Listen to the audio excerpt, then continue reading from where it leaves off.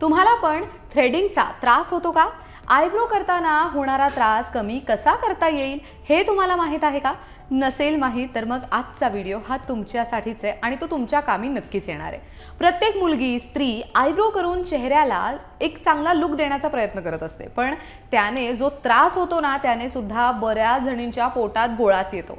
पण हेही तितकंच खरं आहे की अलीकडे मार्केटमध्ये पेनलेस आयब्रो करणारे मशीन्स अवेलेबल आहेत, पण त्याने सगळ्यांनाच फायदा होईल आणि सगळ्यांनाच ते सूट होईल असं नाही। म्हणून तर आजही बऱ्याच जणी पार्लरमध्ये जाऊन थ्रेडिंग म्हणजेच आयब्रोज करतात।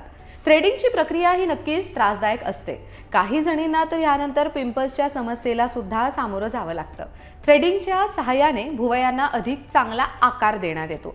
ही आत्तापर्यंतची उत्तम प्रक्रिया सुद्धा मानली जाते, पण तरीही ही प्रक्रिया चालू असताना होणारा जो त्रास आहे तो खूपच वाईट असतो। पण तुम्ही काही टिप्सचा वापर करून, काही टिप्स फॉलो करून हा त्रास नक्कीच कमी करून घेऊ शकता। चला जाणून घेऊयात। नंबर 1, बर्फाचा वापर करा। अधिक थंड तापमानाचा वापर केल्यास केसांमधील मजबूती कमी होते आणि त्वचा सुन्न पडते। म्हणजे जेव्हा तुम्ही आयब्रोज थ्रेडिंग करताना तेव्हा तुम्ही आयब्रोजच्या किंवा तर भुवयांच्या आसपासच्या बाजूला तुम्ही बर्फाच्या तुकड्याने रगडून घ्यायचे, हलका मसाज करायचे, थंड पाण्याने तुम्ही चेहरा नंतर धुवून घ्या। बर्फाचा वापर केल्यास, थंड पाण्याने किंवा चेहरा धुतल्यास व्यवस्थित तुम्हाला थ्रेडिंगचा त्रास होणार नाही, व्यवस्थित मुळात थ्रेडिंग होईल। तसंच भुवयांचे केस पटकन निघण्यासाठी सुद्धा मदत मिळेल। नंबर 2, च्युइंगम चगळत राहा। आता हा उपाय जरा वेगळा वाटत असेल, पण तो युजफुल मात्र नक्की आहे। आयब्रो करताना जर त्रासापासून वाचायचं असेल तर हा एक मजेशीर असा उपाय नक्कीच ठरू शकतोय। तुम्ही आयब्रो थ्रेडिंग करत असताना च्युइंगम चगळत राहा। तुम्ही थ्रेडिंग चालू असताना जर जलद गतीने च्युइंगम चावत राहिलात ना तर तुम्हाला थ्रेडिंगचा जो त्रास आहे तो कमी होईल आणि थ्रेडिंगची प्रक्रिया लवकर सोपी झालेली तुम्हाला जाणवेल। ही प्रक्रिया तुम्ही नक्कीच करून पहा। हा उपाय ऐकताना तुम्हाला नक्कीच विचित्र वाटलं असेल, पण यामुळे तुमचा हा जो थ्रेडिंग आणि आयब्रोज करतानाचा त्रास आहे ना तो कमी होऊन जाईल। नंबर 3, टॅल्कम पावडरचा वापर करा।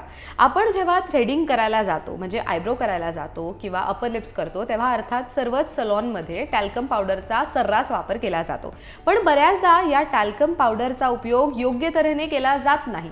त्यामुळे तुम्ही टॅल्कम पावडर तुमच्या भुवयांच्या आसपासच्या भागात व्यवस्थित लागली आहे की नाही हे आधी व्यवस्थित तपासून पहा। तसंच भुवया कोरण्याआधी म्हणजे आयब्रोज करण्याआधी तुम्ही ती टॅल्कम पावडर आसपासच्या भागात व्यवस्थित रगडून घ्या, जेणेकरून कपाळावरील जे तेल आहे आणि दमटपणा तो निघून जाण्यास मदत होईल आणि काय होईल तर त्वचा ही खेचली जाणार नाही। तुमच्या कपाळावरील भाग जेव्हा सुका असतो तेव्हा थ्रेडिंग अधिक चांगल्या तऱ्हेने आणि कमी त्रासामध्ये होऊ शकते। नंबर 4, भुवयाचा भाग जोरात रगडा। आता तुम्ही आयब्रोज करताना अधिक त्रासाला सामोरे जात असाल तर तुम्ही हा सोपा उपाय करू शकता। तुम्ही भुवयांचा जो भाग आहे आयब्रो करण्याआधी जोरात रगडायचा आहे। जोरात त्वचा रगडल्यामुळे त्वचा अधिक उत्तेजित होते आणि त्यातील तेल आणि दमटपणा हा निघून जाण्यासाठी मदत होते। तसंच प्रयत्न करा की त्वचा रगडल्यानंतर तुम्ही लगेचच थ्रेडिंग करून घेताय, जेणेकरून त्याचा जो इफेक्ट आहे तो टिकून राहील आणि तुम्हाला थ्रेडिंग करताना जास्त दुखणार सुद्धा नाही। नंबर 5, कोरफडीचा जेल लावा। तुम्हाला आयब्रो थ्रेडिंग केल्यानंतर जर आजूबाजूच्या भागावर जळजळ होत असेल, इचिंग होत असेल, पिंपल्स येत असतील तर तुम्ही हे सगळे त्रास थांबवण्यासाठी काय करू शकता तर ताज्या कोरफडीचा जेल वापरू शकता। थ्रेडिंग नंतर त्वचेवर जी जळजळ होते ती शांत होईल, शिवाय पिंपल्सचा त्रास होणार नाही आणि त्वचा खेचली गेली आहे त्यामुळे तुम्हाला जास्त इचिंग सुद्धा होणार नाही। तर आजच्या व्हिडिओमध्ये आपण पाहिलं की आयब्रोज केल्यानंतरची काय काळजी तुम्ही घेऊ शकता, जेणेकरून आयब्रोज केल्यानंतर तुमच्या चेहऱ्यावरती काहीच वाईट परिणाम त्याचा होणार नाही। आजच्या व्हिडिओमध्ये इतकंच। ही माहिती तुम्हाला कशी वाटली ते आम्हाला कमेंट बॉक्समध्ये नक्की सांगा। अशाच अजून कोणत्या विषयांवर आम्ही व्हिडिओज करावे ते सुद्धा तुम्ही आम्हाला कमेंट बॉक्समध्ये सांगायला विसरू नका। लोकमत सखीच्या फेसबुक पेजला नक्की लाईक करा आणि यूट्यूब चॅनलला नक्की सबस्क्राईब करा। पाहत रहा लोकमत सखी।